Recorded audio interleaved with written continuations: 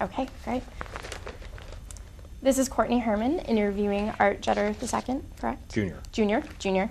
I apologize. And we're just going to start off with a couple questions. Sure. Please feel free to talk freely. I'm just here as a guide. First of all, when did you enlist or were you drafted? I was drafted in May of 1968. I was a $1 an hour men's and boys clothing salesman. I had 2 years of college, and I was on vacation from college, where I left college and got drafted. I got drafted into the infantry at Fort Lewis, Washington, and I graduated. I was the top basic trainee in my class, and when I got there, they made me an acting sergeant because they were short one drill sergeant, and I had ROTC in college, and I had been to 1 year to a military academy, so that made me an expert on military affairs, and so I was an acting sergeant in basic training. And I stayed at Fort Lewis, Washington, and I was in infantry advanced individual training, and when we finished that, I was a private first class, and I had been accepted to, I passed the test to go to officer candidate school, and so I did that, and I went to Fort Benning, Georgia, where I trained for about 6.5 months to be a second lieutenant in the infantry. And while I was in the infantry officer candidate school, they gave us a test on being a pilot, and they said I was qualified to be a helicopter pilot, and I thought that was pretty slick because my dad was a B-17 pilot in World War II, and I have an uncle that was a P-51 pilot in World War II, and another uncle that was an F-86 Saberjet pilot during the Korean War. And my grandfather didn't go overseas, but he was a World War I pilot. He flew a Curtiss Jenny and a de Havilland with a Hispano-Suiza motor. He always would tell us that. I guess that's a good motor. I don't know what that means.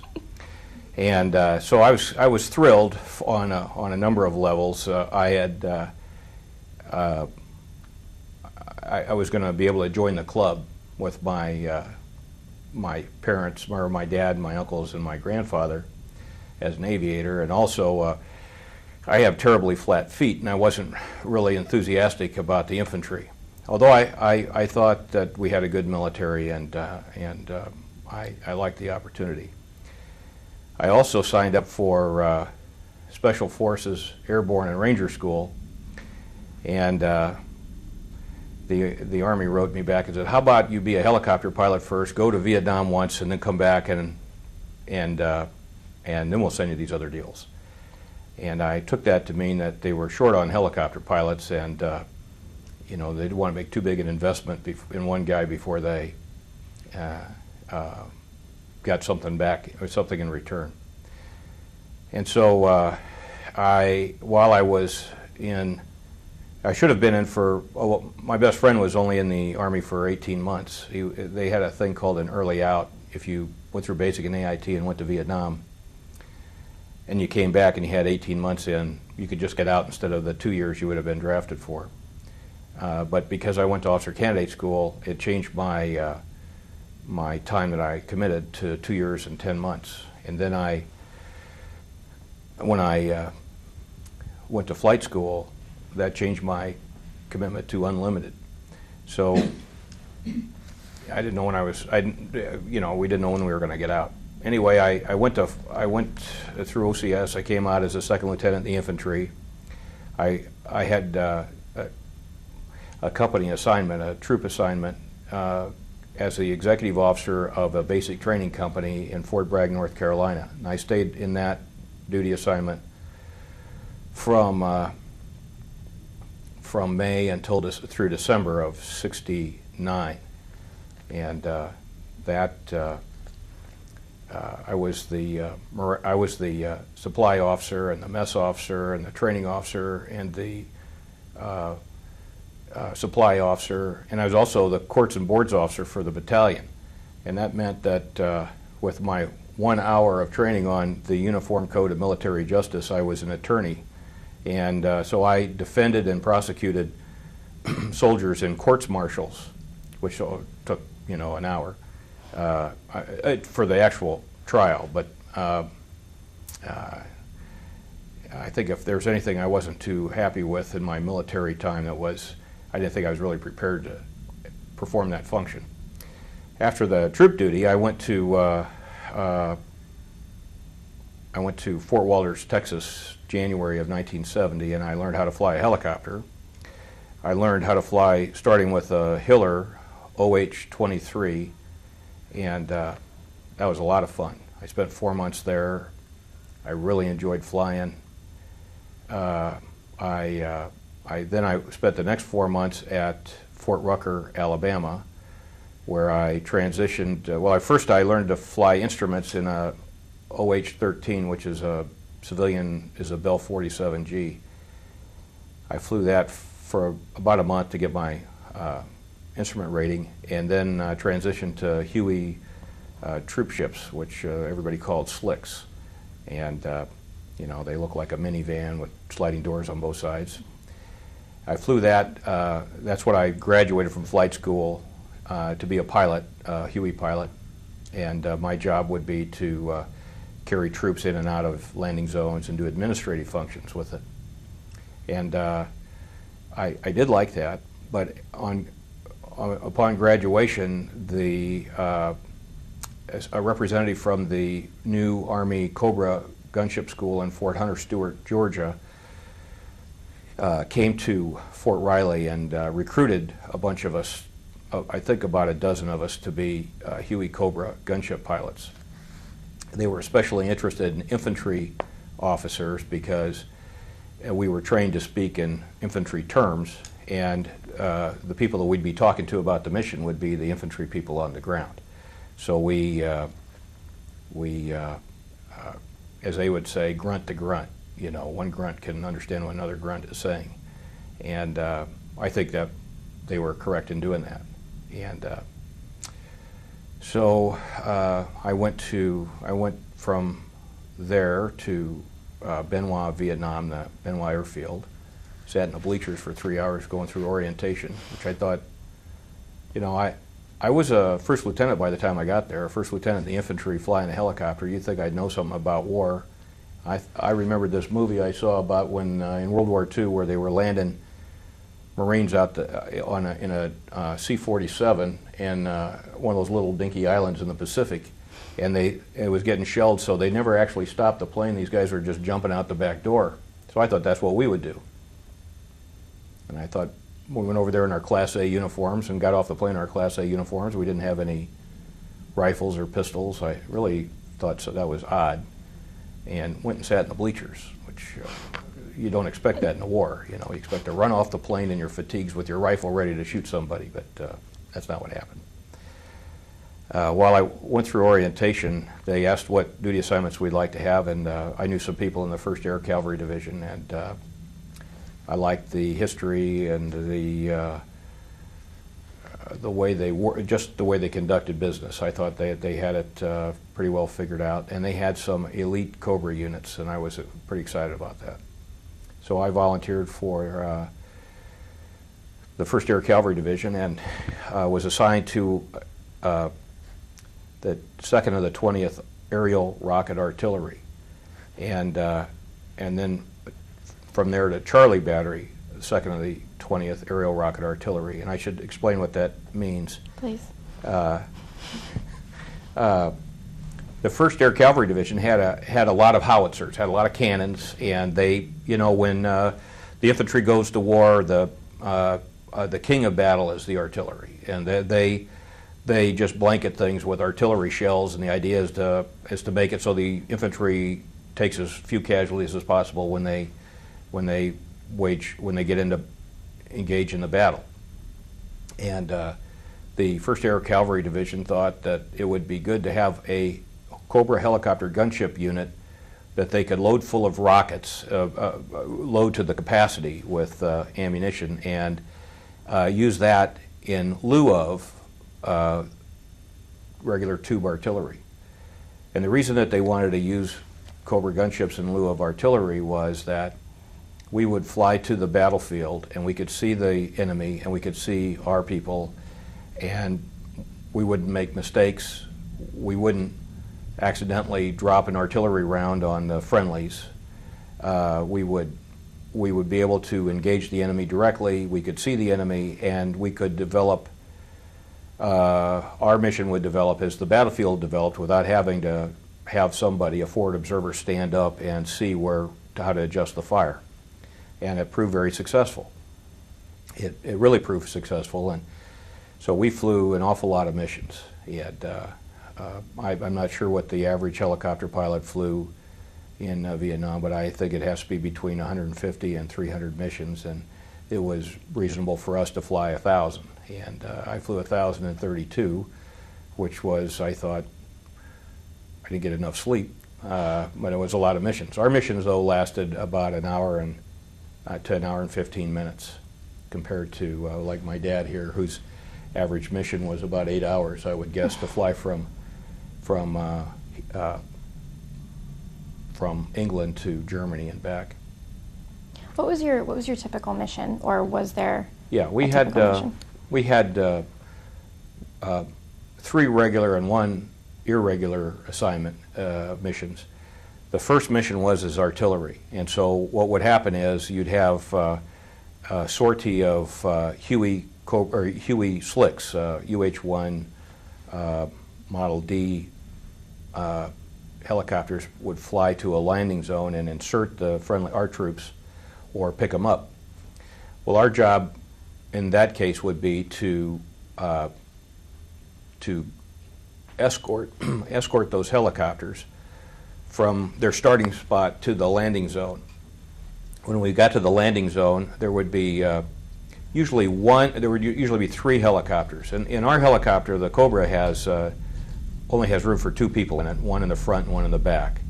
The one in the back is the aircraft commander, who sits a little higher than the co-pilot who sits in the front.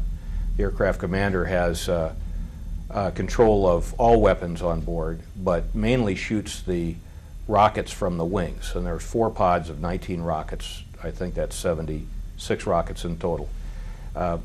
Each rocket has a warhead similar to what a howitzer cannon would fire. And so we would have one of those helicopters would be just following the Hueys from far enough back that they could see if the Huey slicks were taking fire from the ground, that they would suppress the fire, hopefully destroy the enemy. The other 2 helicopters would fly ahead of the Huey slicks and would fire their rockets into the landing zone and the surrounding jungle, with the idea that they would, they would shoot people that were waiting in ambush for the slicks, also to trigger mines, booby traps, that sort of thing. And so we would go there and we'd blow up the landing zone, and then the slicks would come in and land, the troops would get off. In the meantime, we would be flying in an orbit around the landing zone, so if they took fire, they would tell us from what direction, then we would go shoot the bad guys. And then as they left, then we would kind of blow up the path. We would shoot the path that they were flying over to cover their taking off out of the landing zone, because they'd be going really slow there. They would be terrible. They'd be very good targets for the enemy. And then we do sort of the same thing when they'd go pick up the friendlies, when they pick up our troops, or in our case, Australians or Marines from Korea, or Australians or New Zealanders, or people from Thailand we would support them as well as American soldiers. And so when it came time to extract them from the landing zones, well, we wouldn't go blow up the landing zone then because our troops were there. But the Hueys, the Slicks would go in there, and we would fly around them, and as they took off, then we would shoot their takeoff path to suppress fire. And again, as they were coming in or going out, the crew chief or the door gunner would oftentimes say, we're taking fire from 10 o'clock, and so you'd fly over there, and sometimes there would be groups of enemy soldiers in the landing zone, even after we shot it up pretty good, and so then we'd have to go shoot those guys. That was usually our daily activity. We also, if a medevac were to go extract some wounded soldier or injured soldier, we would be their escort as well. And we sometimes worked in partnership with the 1st of the 9th Air Cavalry. They had hunter-killer teams, and they would send a little helicopter that would hover over the jungle trying to draw fire and locate the enemy, and then they had a Cobra like ours with a lot of gas and not very much ammunition who would engage the enemy. They'd call us up, and then we'd go out. We had a little gas and a lot of ammunition. You could only fly, I think it was like 12,500 pounds. That's as much as the helicopter could weigh, or you couldn't get it off the ground. So you had to trade the ammunition for fuel or vice versa.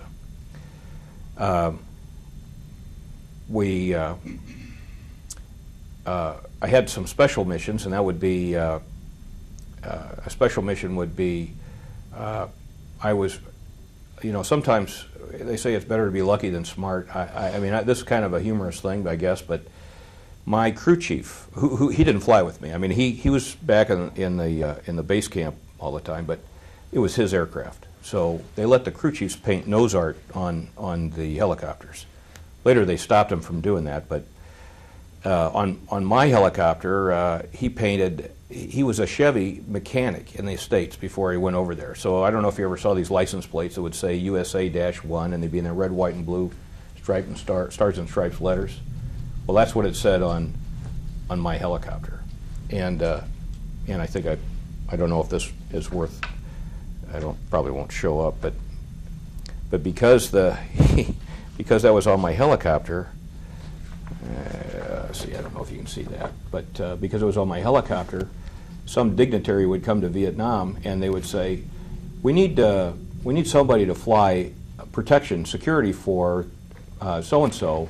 Can we get that guy with that helicopter that says USA-1 on it? Because it's kind of patriotic." So Bob Hope, I got to fly around with Bob Hope, and I got to fly around. I spent the whole day with Miss America and a troop of runners-up in the Miss America contest as they went from one fire support base to another, entertaining the troops, and that was a lot of fun. I invented an aerobatic maneuver with Cobra when they put Miss America on the radio. She said, "Can you do any tricks with that helicopter?" I was flying right next to her, and I said I could do an inverted nut roll. I didn't know what it was when I told her that, but I dreamed something up, and that's when I did the split S with Cobra, which is an illegal maneuver. You're only supposed to bank 120 degrees, and a split S requires 180. And but that's pretty much how our missions would work. What was your most memorable mission that you flew? The one that sticks out in my mind, I was not the aircraft commander. When we went to Vietnam, we were the most memorable. The one that's burned in my memory was at a village called Phu Chup in Cambodia, just northwest of the Parrots Beak area, where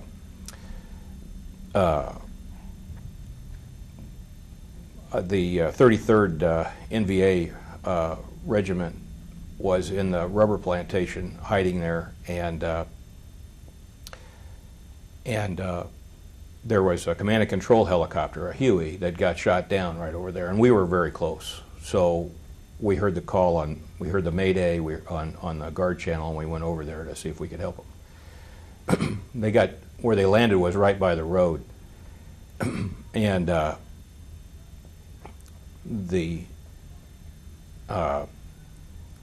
it was a very, the way it developed was very weird, but it seemed like the whole Air Force showed up.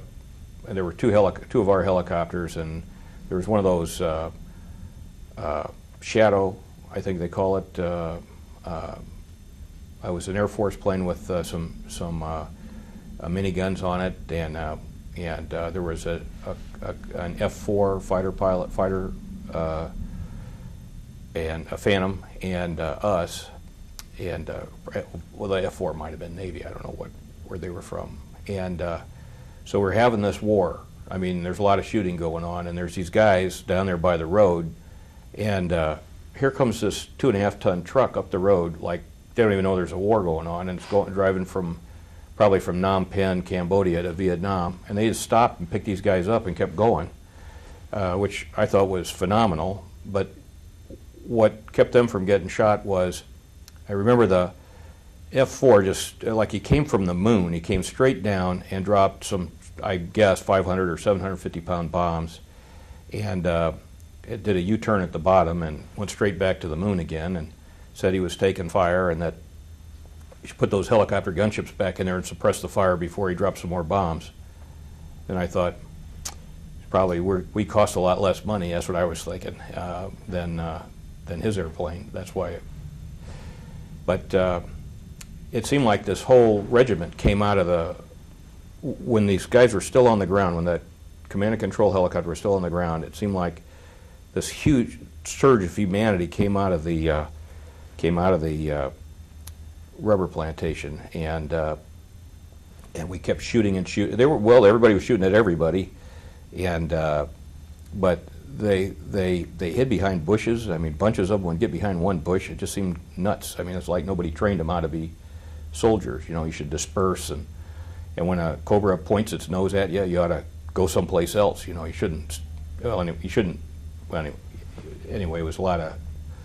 It was about a half an hour of. It was a massacre. I think for my friends and I, though, I was a co-pilot, and the most memorable for me, we had a fellow in my unit that stopped by a couple of months ago, and met my family. His name is Ernest Rickenbacker. I think he's like the great nephew of the World War I ace Eddie Rickenbacker, and I called him Fast Eddie because he was such a great pilot. He made aircraft commander right away. He had been my co-pilot, I think, 3 weeks, and we promoted him to aircraft commander. And in October, I think it was October of '71, I was the senior pilot in our unit. There was a fire support base right on the Cambodian border where the Ho Chi Minh Trail would cross from Cambodia into Vietnam, and that fire support base was called Fire Support Base Pace. It was just north of a little village called Tin Nhân that had been obliterated by the North Vietnamese. And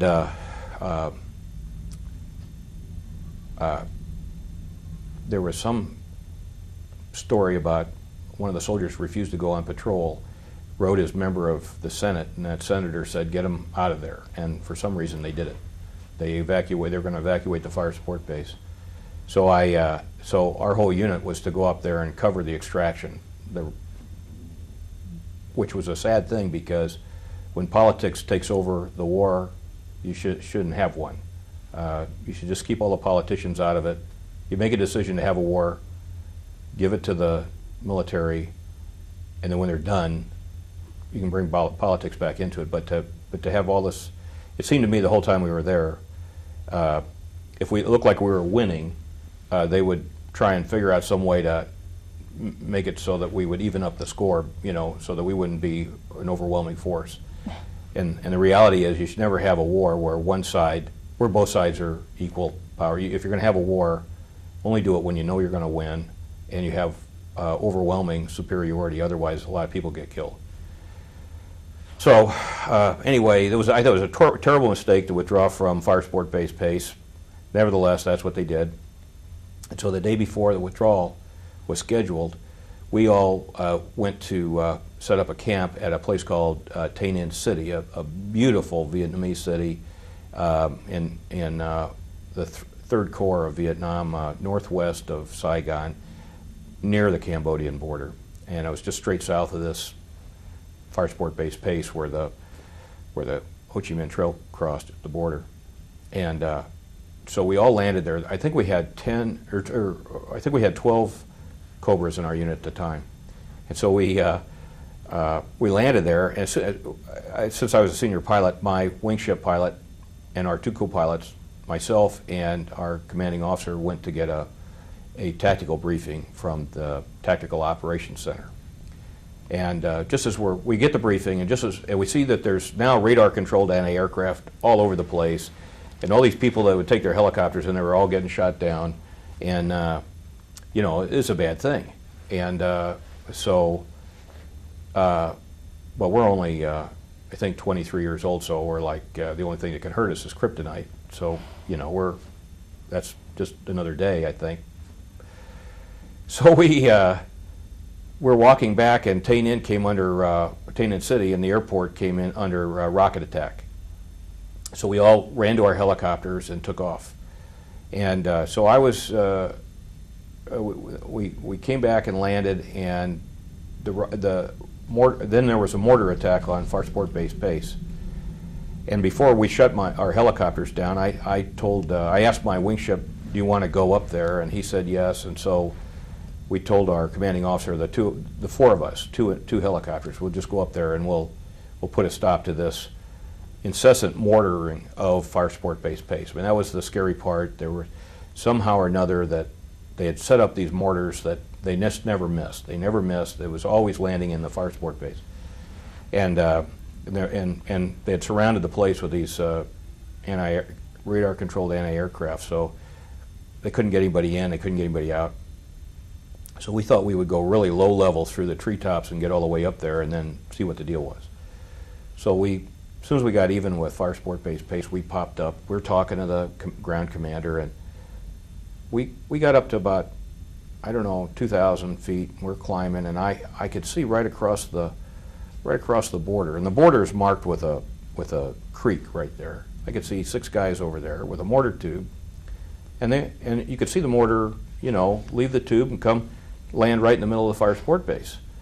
But they're in Cambodia, and we weren't in camp. We weren't authorized to go to Cambodia. So I had to get permission, and so I called the guy that you get the permission from, and he said no. And I tried to talk like, you know, I said, we're in hot pursuit. And he said, that doesn't make any difference. Nobody's crossing today. And so here you see this thing developing in front of you. You know what's going on down there, and it just, you know, it's aggravating. So I didn't know what to do. I didn't want to demoralize my co-pilot or my Wingship aircraft commander or his co-pilot. So I thought, well, I'll try and scare these guys away. So I pulled the nose of the helicopter way up, and I launched 6 rockets. I said to the other guys, watch this. I mean, I didn't know what was going to happen, but so I launched these 6 rockets, and they landed right around these guys. Maybe it was 8 rockets. But anyway, I landed right around these guys with a mortar tube. I think I killed 3 of them, and the other guy started to hobble away. And my Wingship, he was motivated by all this, what he was watching, and he's this great, incredible guy who, just an incredible guy, Bill Baskett, who lives in Texas, and he just dove down to about 10 feet off the ground and went right across the border and shot the other 3 guys. And I picked up his wing and followed him in, and then we came back around and went back towards Vietnam and climbing. So I was trying to be funny, and I called the guy on the ground and told him, you know, send the Congressional Medal of Honor to the 4 of us at Bearcat. And while we were laughing about it, there was this big crashing noise, and a big flame shot out the left side of the front of my helicopter, and my whole helicopter just like yanked 30 degrees to the left and snapped back, and I thought, the heck was that? So I called my wing ship. I said, I think we just took a hit. And he said, we did too. And my co-pilot, now he's pointing down like this, so I look down and you see this great big thing, looks like a bright orange garbage can coming up. And you think of a bullet goes like this, you know. Well, it's got a long ways to go. So it's like something you'd see in, I think, now in Star Wars. They didn't have Star Wars back then, but anyway, it comes up and goes past us, and it was just, I don't know, made me stop and think about it. And now, I was in the infantry, and I think this is where I benefited by being in the infantry. Every day you're in the infantry, they say, what do you do in a near ambush? And you say, assault. You know, because if you run away from an ambush, that's what they expect you to do, and then they shoot you. But if you run right into them, then, you know, you stand a 50-50 chance. So I didn't even think about it. I mean, I just had all that, you know, everyday assault thing. So I just flipped the helicopter over like this, and I went diving straight for him, and I told Basket, I said, I'm going right for him, and he says, I'm right behind you, and I turned my rockets on salvo for all of my outboard rockets. I was going to fire 38 rockets at these morons with a cannon that was shooting at us, and I pushed the rocket launch button and nothing came out. So then I flipped it over the inboard pods and shoot what was left in there, and I pushed the rocket launch button and nothing came out. So then I pulled the trigger for the minigun that's in the turret in the front, and nothing came out. I pushed the button for the grenade launcher. By this time, we're getting real close to the ground, and then our cockpit starts filling up with smoke. And so I told Basket, I said, you see where I'm going to plow into the ground? Blow that up. And I pulled out, and he salvoed everything. And I could see big secondary explosions coming up, and it was really something.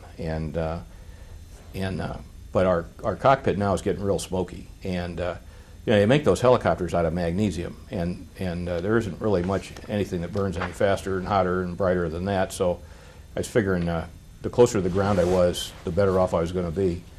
So there was a highway that went straight north from Tainan City, and we're now maybe 10 miles north of Tainan and 1 mile from the highway. So I went straight over the highway, and I got down to as low as I could without touching my skids on the highway. It was a real nice asphalt highway.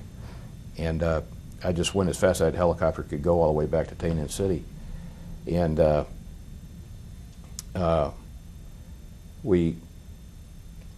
just before we got to Tainan City, the smoke started going away. And so we landed and we go check out the helicopter, and what had happened was a tracer round had gone through our minigun, through a big wire loom of just a braid of wires, real thick braid of wires that runs all the avionics runs all the electronics in the armaments, the weapons. And when the tracer went through that, it started the insulation on these wires on fire. And that was the only thing that was burning, not the magnesium, see? So we were just concerned over the wrong thing, fortunately. And but that made my weapons not work, none of them, because there was no electrical signal to launch rockets or do anything. In my wing ship, the 23 millimeter went through the side of his engine compartment, and in the Cobra helicopter, there's no ventilation. There's a air conditioning unit that sits on the top of the Lycoming T-53 jet engine that runs the Cobra. And this cannon round went through there and blew the air conditioner right off of Basket's engine. And you can fly without weapons, but you can't fly without an air conditioner because it gets like 200 degrees in there because there's no windows to roll down or anything. So they wouldn't let Basket fly his. But they fixed my rockets. They did not fix my other weapons. In the front of the Cobra, there's a little turret underneath the nose, and in that turret there is there are two weapons. One is a 6-barrel electrically driven Gatling gun that fires about 4,000 bullets a minute, and the other is a grenade launcher that fires 400 grenades a minute, and that's usually that can be controlled by the aircraft commander in the back seat in a fixed position, but in the front seat, the co-pilot controls it using these two pistol grips and a sight between them, and it's on a gimbal, and wherever he points it, that's where the turret goes, and it's a pretty amazing deal. So they would let us fly it, but the turret didn't work, so my co-pilot was, all he was a dead weight in the front of my helicopter for me. He was an observer. And so now we can't go. Our helicopters are broken, and the other 10 guys or 10 helicopters, 20 guys, they're all going to go extract Fire Sport Base Pace. And my buddy Rickenbacker, he's the escort ship. He's going to escort the battalion commander's smoke ship, and they're going to put down smoke to mask the extraction of all the people from the Fire Sport Base. And when Rickenbacker gets down to about 600 feet, he gets caught in a 51 caliber machine gun ambush, and they just shoot his helicopter so full of holes it's not even funny. The engine quits, and he goes right into the trees. And it crashes. Later, Rickenbacker says, "Go for the trees. If you're going to crash, head for the trees." I wouldn't do that, but that's what he says. His helicopter's on fire, and his co-pilot, Jim McLaughlin, had a compound fracture of the femur, could not get out of the helicopter. So Rickenbacker, the doors open on opposite sides. Rickenbacker's door's on the right, and Rickenbacker gets out and goes around the helicopter and picks up McLaughlin out of the helicopter because he can't do it on his own.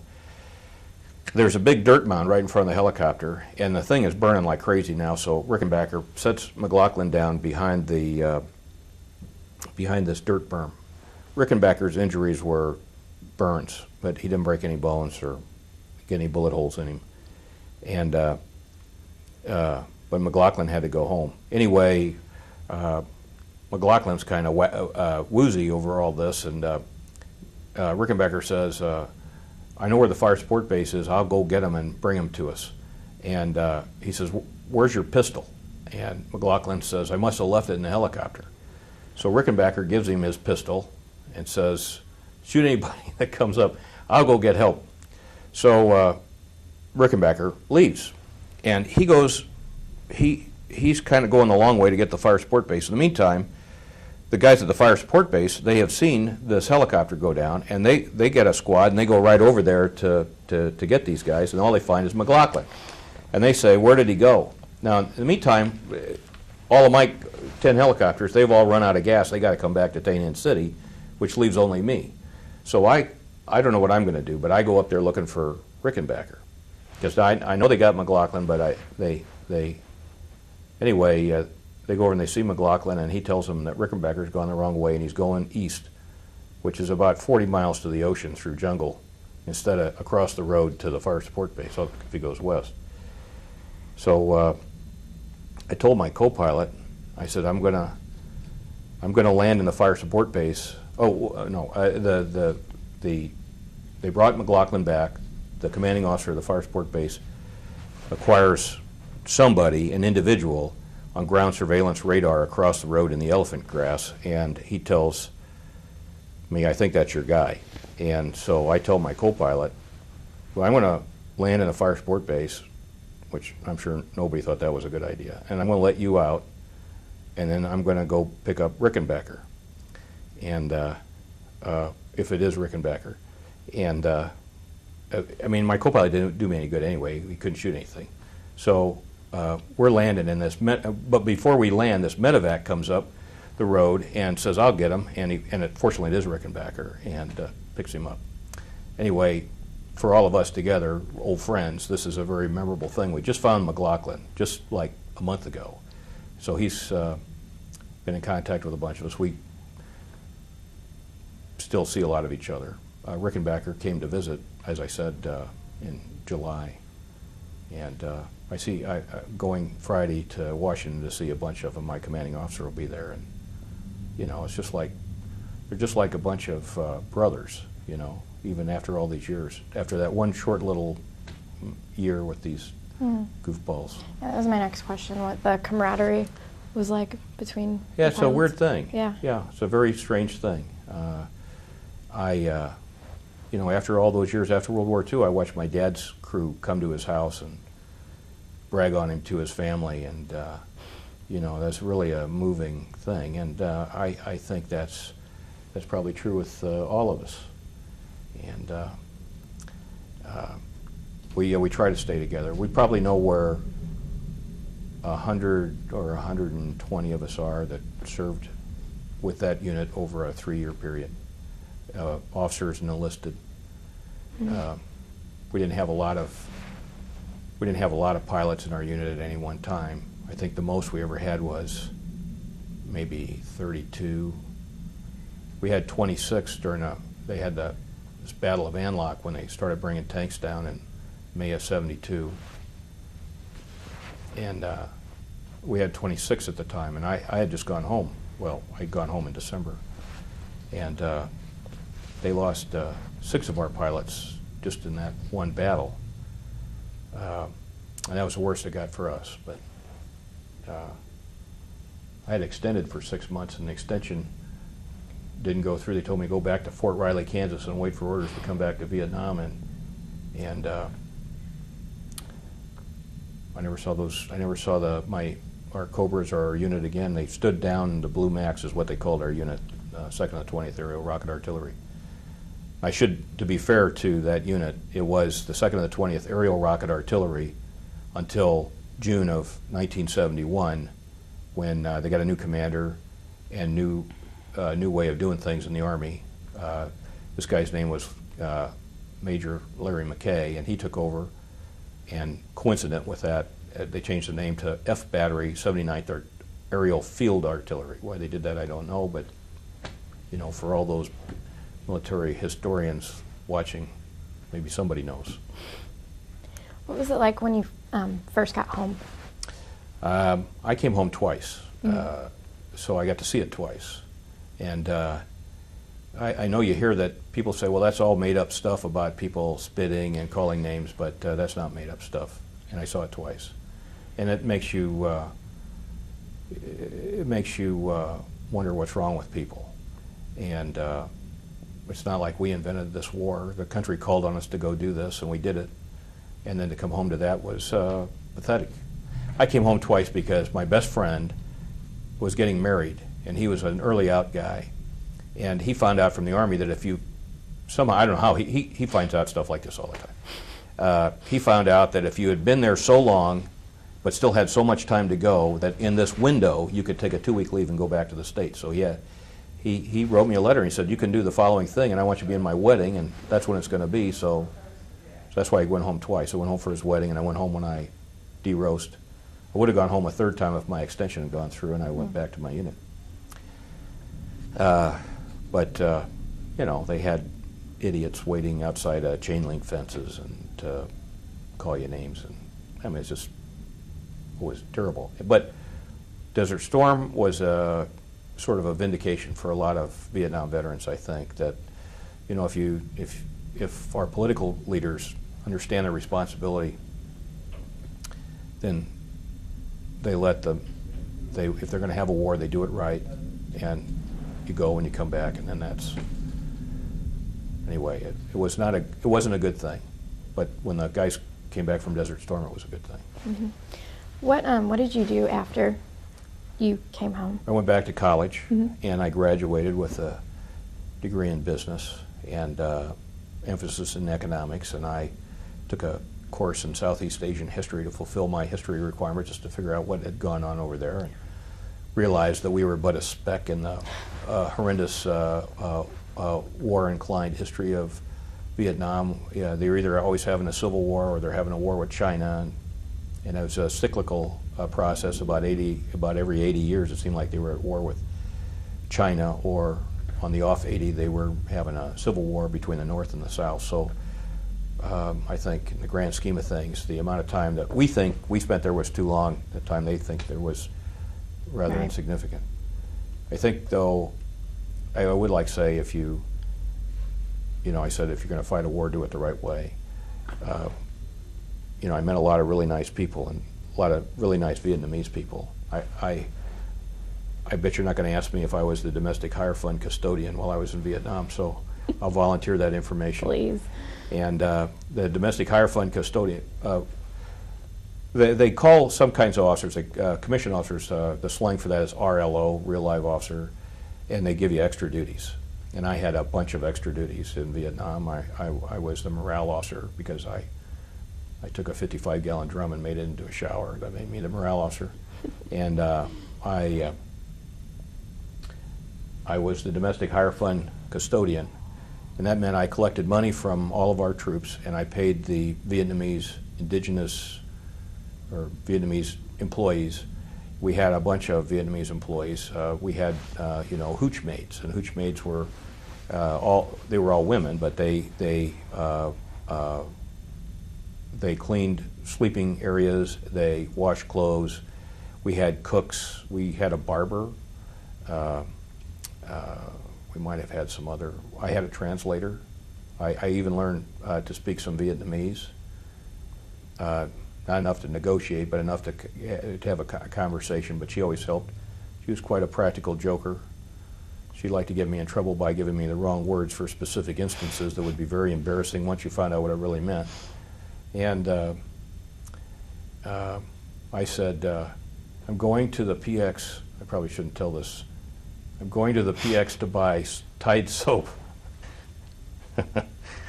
How do you say, give me the Tide soap? She said, whoa, Ja Toi Yum So, I think is what she said. Ja Toi, I knew that. That means give me. Yum So, I thought, well, that probably soap, Tide soap. If I had any brains, I would realize the word Tide is a brand name, must appear somewhere in there. And I got slapped by the Vietnamese lady at the store because it refers to the part of a woman's body. And oh man, they were in hysterics when I got back. But because I was the domestic hire fund custodian, I got to meet a lot of Vietnamese people, and I thought that they were a great culture, quite a noble culture. Despite having all this war going on, I think that they are people that absorb a lot of knowledge from other cultures. They're very hardworking, great ethical folks, and it's unfortunate they had to have that war there. And but worse than having the war was what would happen if we just up and left. Because if we just up and left, many of them were incredibly concerned about retribution, and they had every right to be concerned about that because they were slaughtered. Or they were put in re-education camps. So, when we have wars, we should take that into consideration because we have a moral responsibility to whoever that we're involved with, I think, on all sides of the equation. How did your time served affect the rest of your life up to this point? I learned a lot. I maybe didn't have a good. I came from a great family with 5 younger brothers and a father I always held as the model, the model for the kind of person I'd like to be. And except I wanted to have as much hair as him. It didn't work out.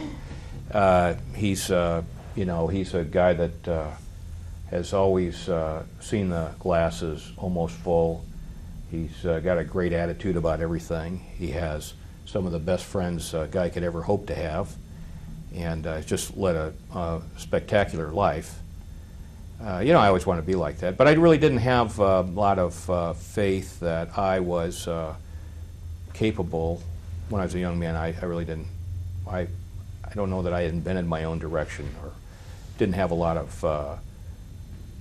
I don't think I was. I didn't have a lot of faith in myself, and what the military did to me and for me was to put me in one situation after another where I had to rely on my own capabilities, and I had to provide leadership for others, and I had to do things correctly. And I learned that, what's that saying? Luck is when preparation meets opportunity. And I learned that that works in the military, and that works in life in general. And I also learned that I could be an accomplished individual if I decided I wanted to do that. And I could run my own life if I wanted to do that. And those are big things for a young man to learn, big things. And I don't know that I would have learned those things had I not been in the military. And I'm sure being in the military is one thing, and being in the military at war is probably another. So maybe it was accelerated because of that. So my experience was phenomenal. Is there anything else? That's all I have for you, but is there anything else that you would like to add? I wrote a lot of notes, but I can't see them. What do you think, Dad? Anyone? What was the question? Was there anything else that... you feel that I left out? What did I miss? No, I think we pretty much covered it. Yeah, we lived in a... I heard you refused to go back for the third tour. You wanted to go back for another tour, but they would not let you. Well, they didn't refuse it. It's just... well, actually, here's what happened. I had put in my extension for... Now, I had... This is a thing that Bobstead and I were debating in the car on the way down. I have all these... I have these medals. Here, why don't I... Do I have that? No, I gave it to you. I have these... there's one medal that I have that's called a Vietnam Campaign Ribbon. And I think everybody got the same thing. And there's these two little campaign stars on the thing, meaning two campaigns. And Bob asked, does that mean that you had two tours? I think a tour was a year. And so there were two campaigns in 1 year, I guess. I'm not really clear on why they have that. And but while I was there, I was only there for that 1 year, like most everybody else. While I was there, I felt like I ought to stay there. I ought to extend for another 6 months because I thought I was good at what I did, and I thought I was an asset to my fellow pilots and my unit and the infantry people that I supported. And I was a great shot with the helicopter. I mean, I thought I was great at it. So I thought I really needed to stay there. And so I went over to the operations shack, and I told the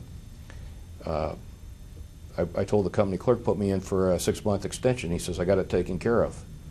So the day after I was supposed to go home, the Department of the Army called and asked my commanding officer, what's he still doing there? And he thought I extended, and I thought I extended. I was out on a mission. And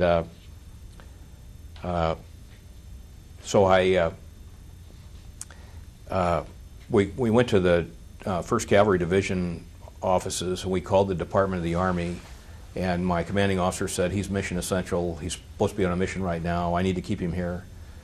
And the guy at the Department of the Army said, well, he has orders. He has to go to Fort Riley, Kansas. He can go there, then call me, and we'll see about sending him back. And I felt like I was in, I thought it was really urgent that I get right back, so I called him every day. And then after about 2 weeks of this, he said, if you call me again, you're not going anywhere. So I went to Fort Riley, Kansas, and I was an infantry officer, but I had no infantry command time. I'd been an aviator in an artillery battalion, so I had no infantry command time. And if you want to make a career in the military, you have to have command time in your branch. So I got a lecture by this lady at the personnel office, and she offered me a command of a mechanized infantry company there at Fort Riley, Kansas. And I said, no, I've got to go to a helicopter unit. I have to stay current. I'm going back to Vietnam. I'm going back to the Blue Max and the F Battery 79th Aerial Field Artillery. We argued for a while. I won. I go to the 355th Assault Helicopter Company there at Fort Riley. And when I get there, guess what they don't have? Helicopters. And so all the pilots, the commanding officer tells me all the pilots come to work every day, and they all go in the day room. That's where they have pool tables and ping pong and all that stuff. And you keep the drapes shut, and you sit in there, and you talk about Cobra helicopter maintenance. That's what you do every day. And so it turns out there was one other Cobra pilot. The rest were all slick pilots who were going to be Cobra pilots as soon as they got some. So they didn't know the parts were different, and so this goes on for a few weeks, and finally I went to the commanding officer. I said, can you give me some extra duty, because I can't sit in this room all the time. So they said, well, yeah, here's your job. You're the assistant post fire marshal. So I investigated this private who burned down the corner of his barracks, and then I fined him $80. I think it cost the Army $100,000. And I got a letter that said, we're going to get helicopters. I said, great. And then in the letter it says, anybody being considered for the reduction in forces can't fly it. Well, I wasn't being considered. I knew everybody else I knew was being considered for it, that they were just going to let people out wholesale because the war was winding down. So I said, well, this is great. I'm all set to go. They get the helicopter, and I get this letter that's saying I'm being considered for the reduction of forces. They wouldn't let me fly it. And so that's pretty much the end of the story with the military. After I got out in April of '72, I went back to college, and I got out of college, and some guy said, I was interviewing with all these companies. I thought it was going to be impossible to find a job. I wanted to be a salesperson, and no one told me that. I mean, they all told me it was impossible to find a job because everybody was getting out of the Army. Right. And they said, take the first thing that comes along, but I was getting all these job offers. What they forgot to say is, people always want more salespeople because nobody really wants to be a salesman. And especially insurance salesmen. I went in the insurance business. I couldn't figure out which of these job offers to take. I took my dad and a bunch of his buddies to lunch one day. You remember this, Bob? This is 30-some years ago, but this is a long time ago. And they all talked about it and said, well, these insurance guys, they travel all over the world. They get to see all the sites. You ought to do that. They all make more money than they should. I said, well, that... And then I interviewed with one of them, and they told me that, yeah, they sign this piece of paper, and if the father gets killed, though, we give $200,000 to the family. I thought, man, that's a miracle. So anyway, I was rather thick when I got in the insurance business, but that's worked out pretty well. I think my time in the military has helped me be successful in the insurance business. Bob has prompted me to stuff to say. Have you thought of something else, Bob? Well, this is you're very successful insurance executive today, which should be on the record.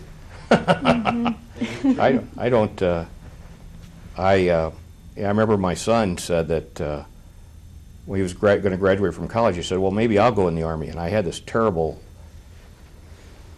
twisting in my stomach thinking, oh my God, I mean, it was okay. It's a funny thing. It's just perfectly okay for you to do it yourself, but you think your son, somebody you love, doing this. Right. It didn't come to pass. I had to worry about it, but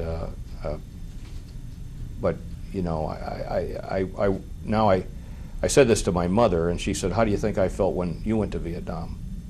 And I never talked to her about that before, so I hadn't known what a much more difficult thing it is, I think, for parents than it is for the actual soldier.